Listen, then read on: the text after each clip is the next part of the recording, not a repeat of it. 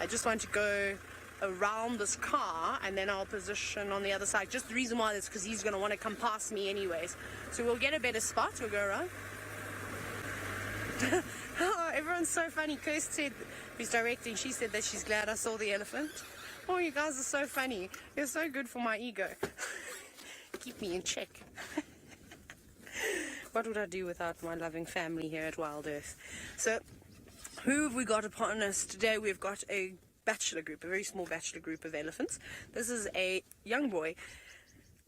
He's an interesting looking fella, don't you think, Darby? He looks like his growth has been stunted slightly. He doesn't quite look like he's in proportion. He looks very sort of stocky. And his head looks quite big, but he doesn't really look in proportion. Looks like he's got very short legs. Now, I don't think he's a dwarfed elephant. Dwarfism is not particularly common in wild animals, as you can imagine. I have yet to hear, oh my goodness, Darby, look at that elephant pushing against the Balanites tree. He's trying to shake the fruit loose. So dwarfism is not particularly common. I still haven't heard of many cases. I haven't seen it. I did read about a case, though, I think it was in India, of an elephant, but this elephant didn't have any natural predators in the particular park that it was in. You can actually research it if you'd like. I've forgotten what his name is. He did have a name, and he was a funny-looking elephant. He reminded me of this fella that we had a look at just a minute ago. And the reason why dwarfism in the wild is not particularly common, as you can imagine, everything about you is a disadvantage, and if there's any predators around, they're going to take you first because you look different and you look like you have a bit of a weakness. So it just doesn't last out here. I haven't really heard of it in Africa. Young boy, are you doing a bit of displacement behavior, or are you actually eating? No, he's actually eating.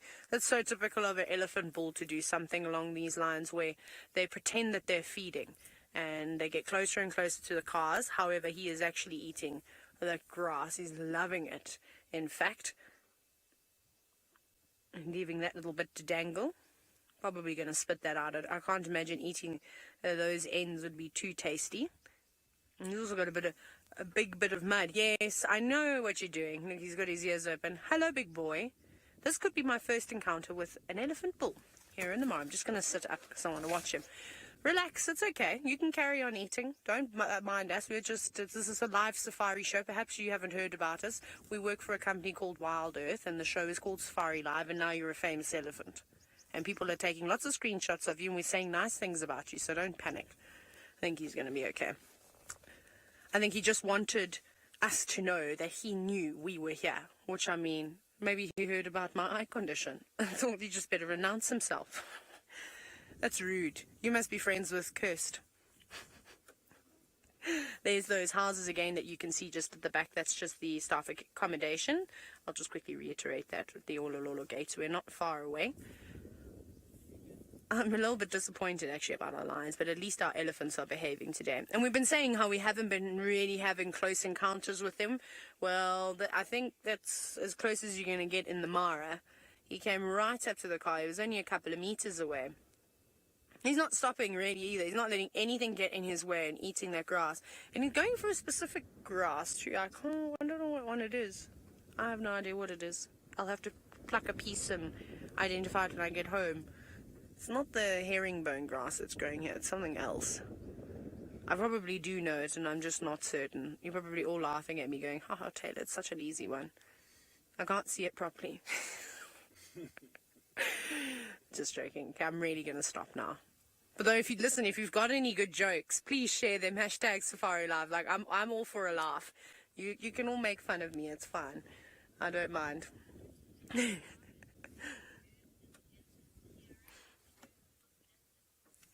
Now, Ramit, you're wondering, how good is an elephant's hearing in terms of difference? I think pretty spectacular.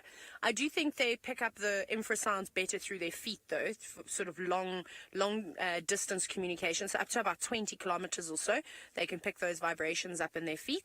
Hearing-wise, I'm not sure of an exact distance. Let's talk about lions. We can hear a lion roar, and it can travel about 8 kilometers. I reckon an elephant could obviously hear that. If we can hear that, most certainly. So I reckon an elephant could be, maybe 20 or 30 kilometers away and probably hear a lion's roar. I think it also depends on the sound, how deep it is, how high pitched it is. It's often easier to hear sort of a deeper call. It seems to travel a little bit further than the higher pitched sounds. And I wonder if it's the same with elephants. As we as humans get older, it becomes a bit difficult to hear those high-pitched noises. I wonder if that's the same case for animals. It'd be quite interesting to find out how anybody would test that. I don't know, because they can't do, I don't know if any of you have ever done that test where they play different pitches. And you obviously go, okay, I can't hear it anymore. I hear nothing. You're not playing anything. I've done that to my parents before, where I just started off and I said I was playing a sound and I wasn't. I'm so mean. It was very funny. They were convinced, and my dad was panicking. Oh, I'm the naughty child, hey. But yes, no. So I'm not sure any exact sort of distance that an elephant could hear from. Also, how would you test that unless you had two different people? Say if even if elephants were communicating again, you wouldn't know. You might not be able to hear it because of the infrasounds. So you'd have to have a distress call of an animal somewhere, of another elephant, say a trumpet, that horrible sound that you hear not too often, thankfully, and see if an elephant were to respond and turn, and then measure it that way. Otherwise, I'm also not an elephant researcher, so I don't know how they test these things, or if they have ever tested something along those lines. But there's just 3 of these boys, actually 4. There's one a little bit further away, and I'm sure that they just follow each other around. They're all learning from one another. There's no massive bulls here. I think the oldest bull might be that fella on the far right. He's got quite big I'm just looking at him. He looks a little bit taller than the rest.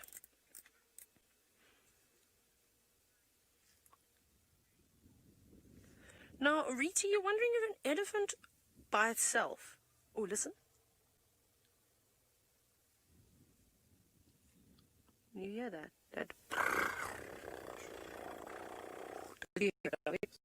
So maybe you didn't hear it, but the elephant that we're talking about actually gave off a bit of a rumble. I want to see what happens after he's done that, and then I'll get back to that question. It's just interesting to see when an elephant makes a noise, and typically it's the matriarchs within breeding herds that decide as to where they're going to go. When they make a call, you can almost see instantly a change within the herd's behavior, whether it's they start moving in a way, they stop what they're doing. I didn't notice anything particular except the fact that they all turned and faced the same way. So I don't know what he said to them. But, sorry, Rita, your question was, would an elephant on its own be, so I suppose, vulnerable to being prey? Not an elephant of this size. These are big boys. I mean, they're not fully grown just yet. They're in there probably between 20 and 25, 26, 27 years old, early to late 20s. There's a couple of, one at the back looks quite small. Even though he's got longer tusks, he doesn't look as tall and robust as the others. So, and that other fella that we first saw, he was particularly small, but I'm confused by him. He was just very little. He looked strange, very out of proportion. So no. But a young elephant, maybe one that's got left behind, a teenager, most certainly, to a big enough pride of lions. Obviously, one lion is not going to take on an elephant that weighs 2 tons. It'll be very impressive if a lion could do something like that. But that's not the case, of course. I'm just going to check with my binoculars because I see something, but I don't know what I see. Where are you? I've got to try and find them now. Let me just have a quick look. I don't know, am I over-focusing? What is that? No, that's a log. I spotted a log in the distance. Right. Okay, we're going to move on now from our elephants, and we're going to